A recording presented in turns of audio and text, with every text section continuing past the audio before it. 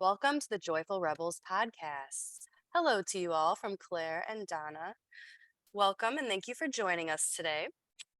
Our topic for this episode is how we think about play. So it should be a fun one. Hmm. I'm excited. Yay. Bringing our playful attitudes today to the podcast. But let's do our reflection like we like to do each week. So last week we talked about how we think about regret. And we talked about how it's in general viewed as a negative feeling, but how we can use it to shift into a positive. And if you followed along with us last week, we ended with a really brief version of a loving kindness meditation.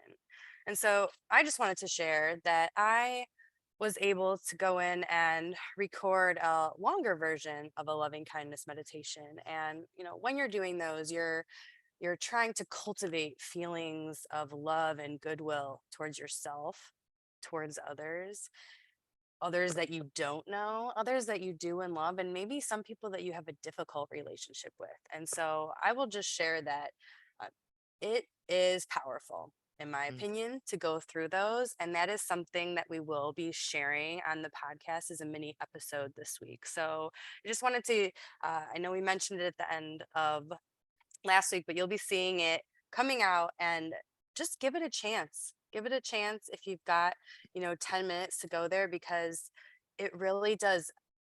I want you to do this though. Before you listen to it, take a few seconds to notice how you feel. And there's no right or wrong answer there.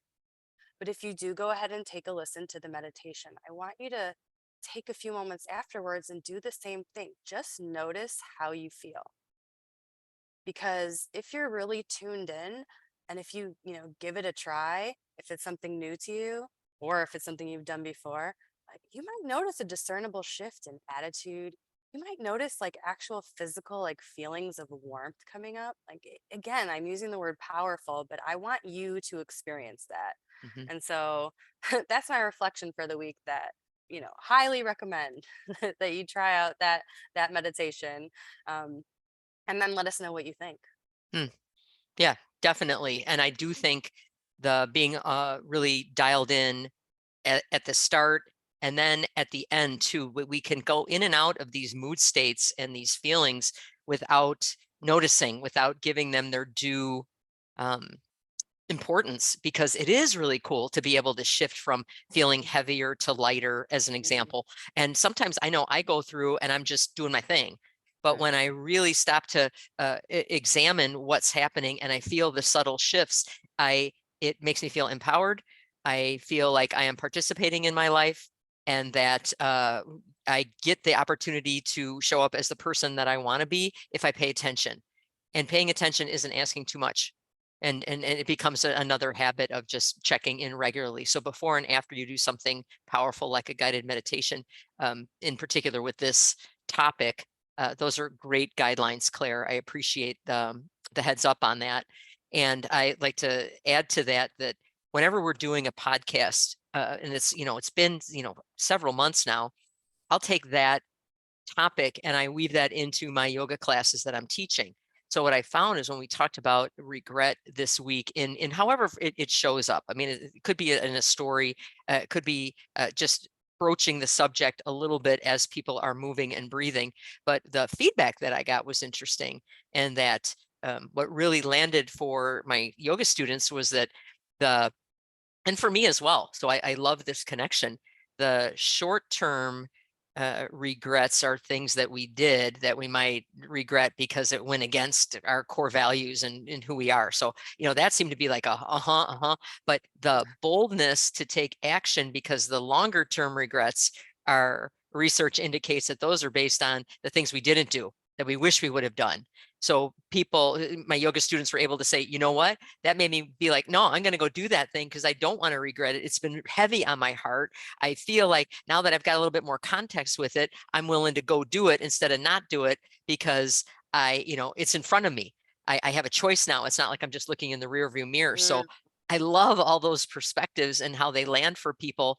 And I just learned so much. I mean, I feel like I learned so much talking with you, Claire, and getting the research for the topics, but then seeing it in play always adds more layers. That's why there's action items that are associated with, or some kind of awareness time, so that we can look at it and go, oh, here's another layer. So we learn in all different ways as adults. And this week I learned in like 10 different ways on a subject that I didn't really want to dig into. I didn't want to learn that much about, but I feel like it can live with me and walk around with me, and it doesn't feel so scary anymore. So I think that's a big win. Absolutely.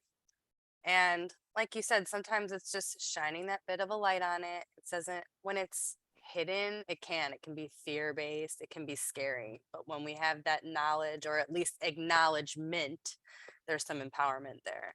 And the option is there to get curious and to explore. So today we're going to get curious and explore talking about play. So, Okay. play. And I think when you hear play, maybe you immediately think of kids. And whether you have kids or have seen kids, you know that they engage and play a lot. And there's a lot of good reasons for it. And so much research is out there about the importance of play for kids. It helps kids to assess risk, to problem solve, it improves social skills, it helps with their physical development, right? Growth, motor skills, and improves confidence, their ability to communicate with others. It helps them to regulate emotions. It's just this laundry list of why play is so important for child development. And I see that for my 3-year-old. He's in the class right now, and it's all about play. And that's the school where he's going to be attending pre-K. And their whole basis is about play. It's about movement and learning through movement. And so I've seen that played out with my other 2 kids that went to that school. And I love that model and having the privilege of being able to send him there. But I think we all know, yeah, kids play and it's important. What we're here to talk about today is that it's important for adults to play too. And like, at what age do we shift our mindset and say, no, no, that's a, grown-ups don't do that, right? We're so serious. But there's been a lot of research out there, right, Mom, about all the reasons why play is important for adults.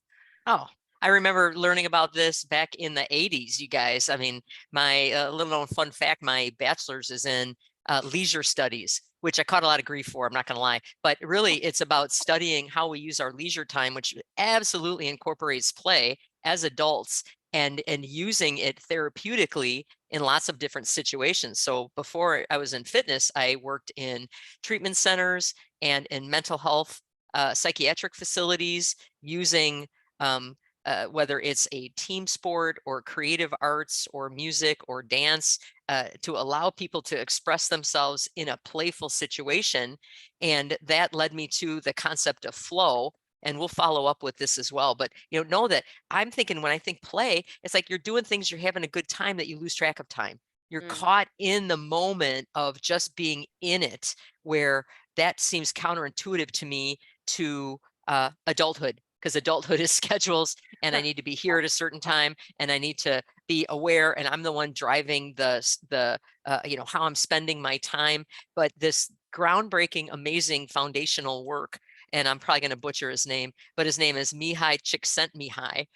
Was a professor, Hungarian professor, that I learned about, and couldn't pronounce his name back then either in the 80s. But this flow state thing is connected to it. So I just want to lay the groundwork that anytime, as you're thinking and you're hearing the information coming up, that there are times where this area that we're talking about, that may or may not seem like directly related to play, but you do it and you're like, oh, I get lost in it, I love it, this is where I find a home base.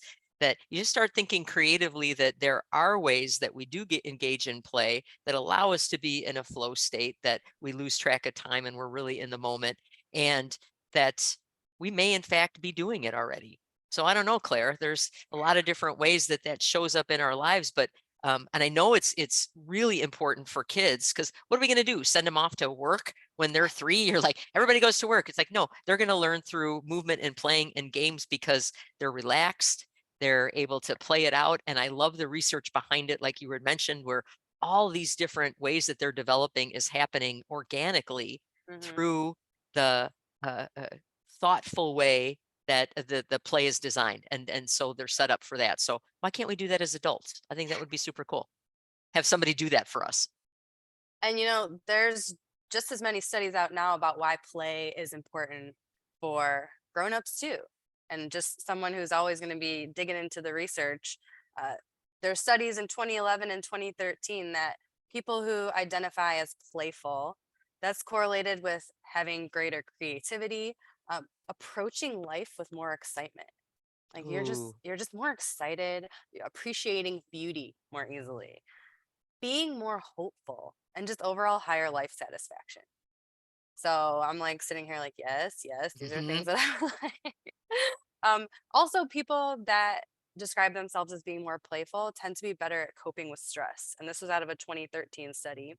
They saw that people, again, that played more in their life, um, experienced less stress. And it wasn't that they possessed different coping skills than people that did not consider themselves playful. Like everyone in this group, uh, they would describe themselves as having certain sets of coping skills, being aware of them. It was that the people that were playful were able to use these coping skills more Mm. effectively. So, more playful, less stress. And finally, there's this correlation between being playful and physical health, moving more. And a lot of that is the mental aspect. If you enjoy it, you're going to be more likely to do it. And we see that with kids. They're just intrinsically motivated to, if they're having fun, they're moving around, they're getting exercise. I mean, if you're watching kids on the playground, right? All that climbing and running around, like it's all this movement, but they're not thinking, oh, how many laps have I done, right? Like, well, I hope not. They're thinking I'm enjoying moving my body like that. So there's that piece of it where if you're enjoying it, you're more likely to do it. Your physical health is going to benefit as well as your mental health.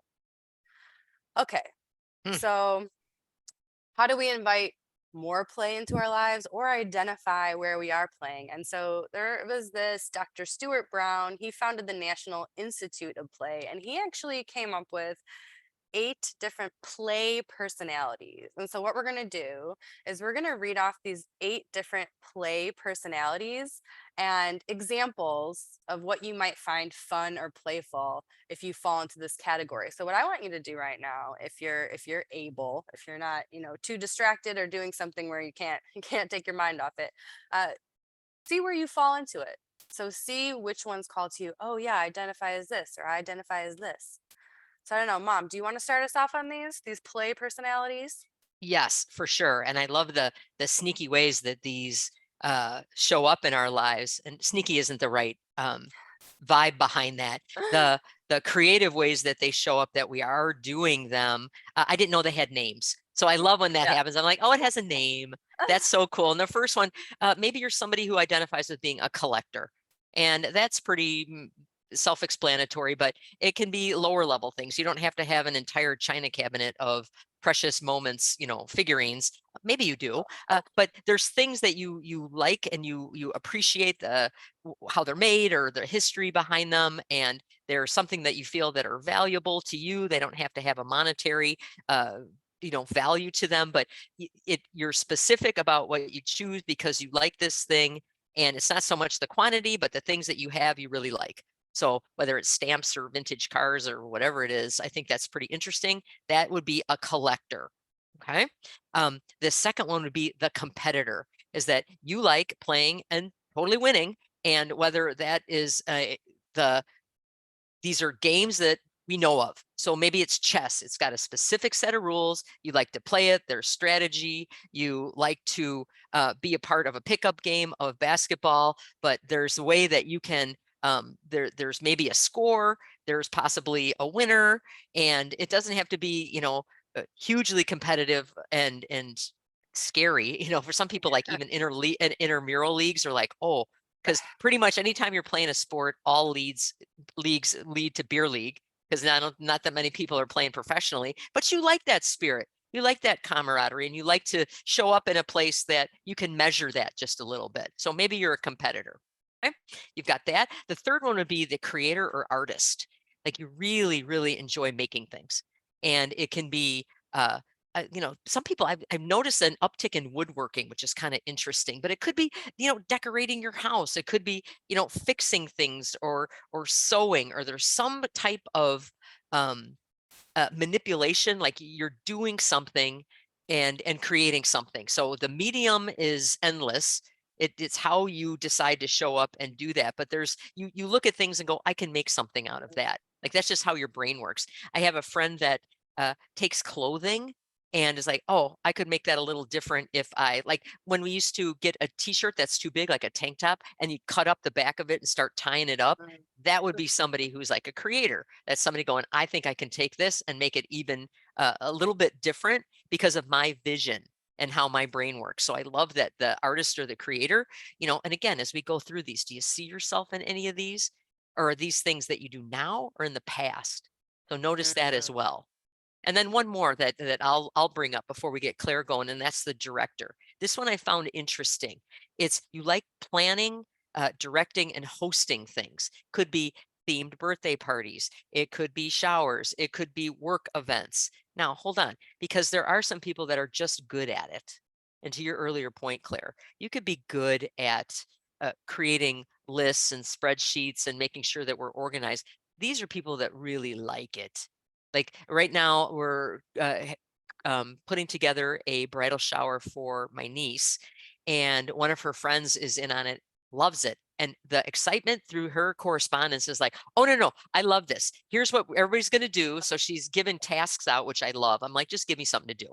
Like, here, you do this. But she's like, I love doing this. No, I've got it. I saw this at this other shower. I really liked it. I'm bringing it over here. You can feel the excitement as she's able to contribute to this other event. Not only is she good at it and she's great with the details, but she enjoys it. So it's two-pronged. It's not just you have a skill set for it, you got to really love it. And I just saw that in action in my life just within the last couple of days. So I'm looking at my list. I'm trying to check how I'm showing up in the world, and I'm seeing a couple of those in there for me. You got any more for us, Claire? Yeah, we've got a couple more here. So the next one, maybe you identify as the explorer.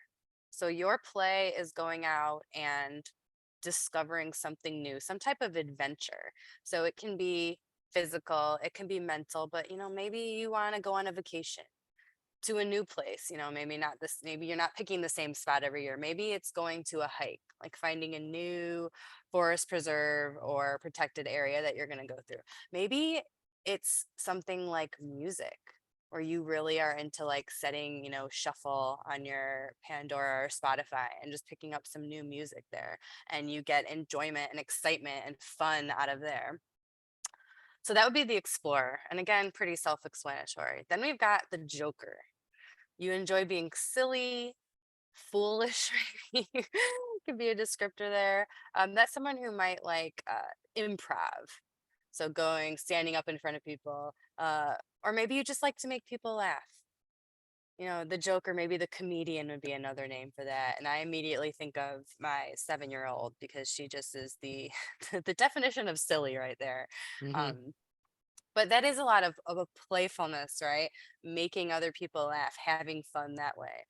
The next one, I don't know if I'm going to say this right, the kinesthete. So so I'm like movement here. Okay. You enjoy moving your body, and that's playful to you. And maybe that's doing your own type of yoga practice. Maybe that's taking a dance class for fun. So it's maybe not the super structured, regimented thing, but maybe you just enjoy the feeling of moving around in a new way, moving to some rhythm, making up a sequence in your head and moving around to that. And then finally, we've got the storyteller. So this form of play is creating stories or maybe listening to stories. So that can entail something like going to the theater, going and watching a play or a musical, or maybe it's even writing. Maybe you're writing your own novel. Maybe you're writing in a journal. And that's really fun. That checks off a lot of boxes there as Hmm. well. If we talked about journaling before. Um, but, writing, listening to, creating stories. So that was a list of 8 different play personalities that have been identified. So take a second and think where you fell into those. And Mom, I'm going to throw it back to you. Where do you fall in terms of these 8 different types of play personalities? Hmm. I was going to ask you, like, what do you think? But then I thought, oh, that's not really fair. Uh, a couple of them jumped out. And again, I'm always looking for low hanging fruit. Which Yeah, are the ones that I see right away? The yeah, other ones can be developed, and that's for me to kind of noodle on for the next few days because usually something else will bubble up that I just didn't identify. So there's yeah. great discovery that happens here. But the ones that are like right away, as soon as I see it, I'm like, oh, that's me. I love the Joker. Like, I love laughing. I love watching funny stuff. Sometimes I like live, but I can get live on Netflix kind of. Yeah, But yeah. but if I'm choosing what to watch, I'm not probably not watching a murder case. I like the lightness. I actually think stand-up comics are some of the smartest people Mm. ever, because the connections that they make that land and get us very emotionally charged. So, hands up to the stand-up comics that are out there, because that can't be an easy job either. So I love the Joker. I love laughing, and I don't know how to pronounce this either. The kinesthete. So I'm thinking like I'm the kinesthetically. I like the Yes. feel of it, of moving. So that's how I interpreted that. Oh, for sure. So I mean, it's no secret that we're both movers here, Mhm. but there is a difference. And one of the big things from lockdown for me had been, um, I've been this fitness professional, but did I really enjoy moving? That was really a question that I asked myself. And I hands off to my husband George, who bought bikes like week one before they all sold Or the out. shortage, yeah. Yeah, just and I, so I've been a spinning teacher for, long time. And so I love riding a bike, but that's not the same thing as riding outside. And they're both really valuable and awesome. Riding outside is equals freedom to me. And like seeing everything that's out there, we're just moving. It's not about the intensity of it. And it can get intense, but it's not about that. It's about enjoying the surroundings and all these other ways that I'm being in the world. That was a wonderful discovery, unexpected, that we kept going. And we will, like, it's gonna be, has to be like 50 degrees for me to be outside, which in Chicago is a little rough sometimes. But the outside bike rides are woven into my life to this day, and they feel like they feed my soul, not so much that they're contributing to my physical health. That's not the reason why I do it. I just enjoy it. It's amazing. If you don't do that, you got to do that. It's so much fun. Well, that's awesome. I second the bike rides. You guys are inspiring. I love the selfies when you guys are out there. It's like the first warm day. I know. You're like And bike riding through like a flood. I'm like, oh, be careful. we've done that with our bikes. So we're like, we got to get Yeah. through this underpass. So that adventure stuff. But I think, to your earlier point, and then I'll toss it to you, really is we're living life through this lens of, this is fun.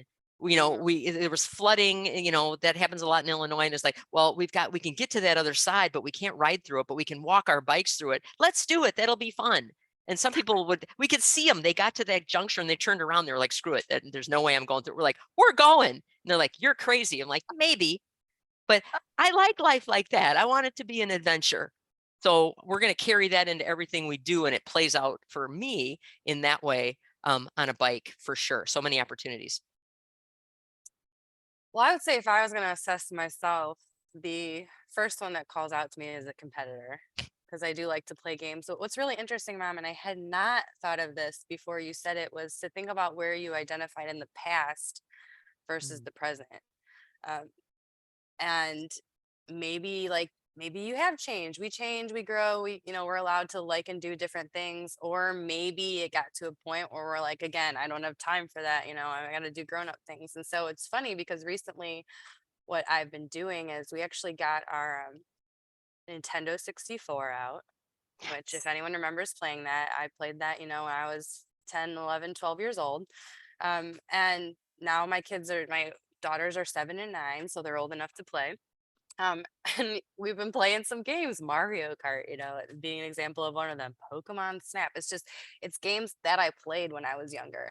And I will tell you, when you mentioned that idea of the flow state or the play state and losing track of time, like I'm over there, playing some races, and all of a sudden, and I am someone who is like, keeping track of time is one of my jobs, right? Like one of my mom jobs. Hmm. Like, I need to know when we need to leave for something or when I need to start dinner. And so I very rarely lose track of time. Like, I almost, it can feel like, oh, like I don't want, but I was able to get into this game. I didn't have, anything that I needed to do at a certain time, but just to be able to lose yourself a little bit, like it's so different if you're so used to the scheduling and being in, having to be at places at certain times. So that was fun. Also, playing games. I actually, you mentioned chess. I just bought chess this past week. It was on sale at Walgreens. But I've never played. But, Mm, again, my kids are getting old enough to like understand rules, maybe not, they don't like to lose and neither do I, but maybe that's another another that's topic another right there. podcast. Yeah.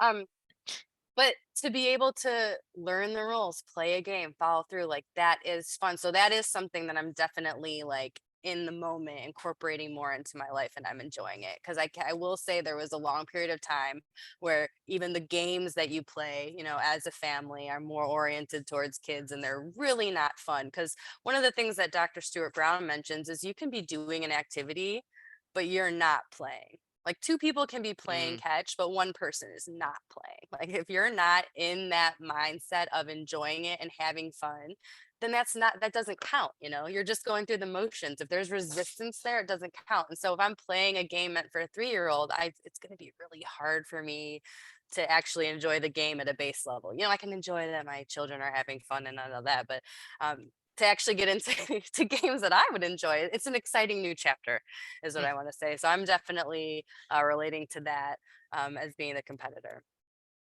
Um, and I will say one more thing that we can talk about in terms of how we can notice play in our life or how we're gonna, um, yeah, notice how we have it or benefit from it is when we can associate playing and moving our body.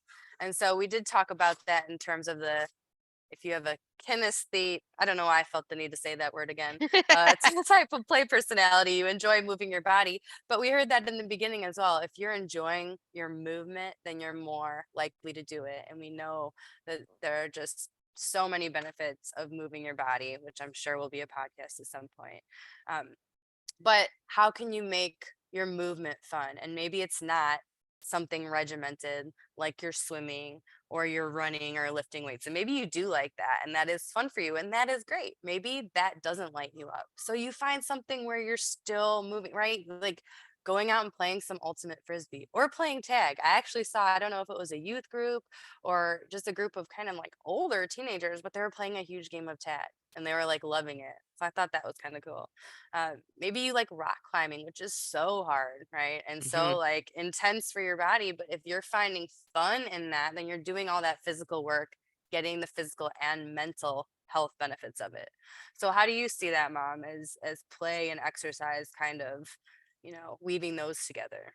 Well, I think we're seeing it in events that are available to us, like Tough Mudders and Spartan races Mhm. that have these physical challenges. But like if you're going through mud or you're slipping and sliding, you're probably not getting a PR on that part of the run because the elements there are there to change the game. So I have appreciated that we can indulge in ways that we're physically where we are looking to follow some rules, do something where we can uh, judge ourselves from past to present to future. And I do appreciate that. I live in that world, and that those measurements I find are motivating to a point. And then there's the other side of I just want to move freely in my body, because isn't that the point of exercising, is to be able to do what I want to do when I want to do it for as long as I want to do it. That's why I build stamina. I don't care what kind of numbers I get on my zone or my Apple Watch if they don't translate into my regular life, if I'm completely sedentary. And I have completely been guilty of that. When again, if I've got a long history of being a fitness professional, I'd be so wiped out from that that it did feed into the rest of my life. I'd be like, I'm kind of tired. I don't really want to do that. And now I because my brain has shifted a bit, my how I look at life is different. I want to be more balanced. And that's what it is. I want to have a better balance of the things that feed a certain part of me, and then other areas that I had left dormant. I basically went back and said, "Oh, here, baby, let's take you and give you some oxygen and spend some time over here so that it feels more well-rounded." So it does. So there's a bigger arc there of um, being proficient at things, but I the phrase that pays for me is um, more is not better, enough Mm, is enough. mm. And that I have to remind myself of that all the time. But I want to be healthy so that I can make choices and do them for as long as I want to do them. And I didn't have that in my 30s, Claire. So you are so far ahead of the game in that, even though you just had a birthday and you are well into your 30s now. Oh, Um, thanks. Thanks. I but you forgot. are you're much more thoughtful about that. And I think that's a time to pause just for a second. So, whoever, as you're listening, the you guys that are listening, whatever age you're at, not too late, you discover the things as you need them. And then once you know what your options are, then if we have this fuel of playfulness behind the things that we do, then we're more likely to engage. So I love it. Keep at it. You guys are doing a great job. Time is not lost, and we're doing the thing. So We're doing the thing. I'm not going to So regret that. no. So how can you do the thing this week, right? We always like to end with a little, I don't want to call it a homework, but if you want an action item, because sometimes it feels good, you're listening, oh, but I feel motivated to do Mhm. something. So first of all, were you listening along when we talked about those play personalities? Maybe you identified what your play personality was. Hey, you just did something. Mhm. So, hey, gold star there. Maybe you remembered ways that you enjoyed playing or having fun in the past. Maybe you've identified ways that you do it now that, again, you're like, oh, yeah, I do love doing that. And I do it, but I wasn't really thinking of it as fun or playing as I was doing it. So if you weren't able to go through that part with us, or maybe you go back and look at it again, uh, figure out what your play personality is, just so you are learning more about yourself. Because what is one of the main overarching goals of the Joyful Rebels podcast? We want to help you and help ourselves to learn more about ourselves. That's one of our most important jobs, Mhm. is to get to know ourselves as best we can, because once we have that information, we can make the best decisions for ourselves. Secondly, ask yourself, what am I doing in my daily life? How am I playing? What's something fun that I like to do? And again, maybe it's something you're already doing. So I'm not sitting here saying identify something new and fun that you're not doing and add it into your day. Cause a lot of times it sometimes feels like we're saying add, or take away, take away, take away. And it's, kind of this big thing that you have to do. No, no, it's not. We're all about the small things. But this week, the small thing is just have a think. What are you already doing? I am sure that you are already doing something that you enjoy. And maybe you're at the point where you're not all like super into it mindset wise when you're doing it. So if you find, hey, I'm doing one of this fun activities, these playful activities, know you're doing it when you're doing it. Let's just put some intention in there, right? Get into that, see if we can shift into that play mindset, and then we'll be able to reap the benefits of it. So we hope you had fun this week on our playful podcast about play. And we look forward to talking with you next week.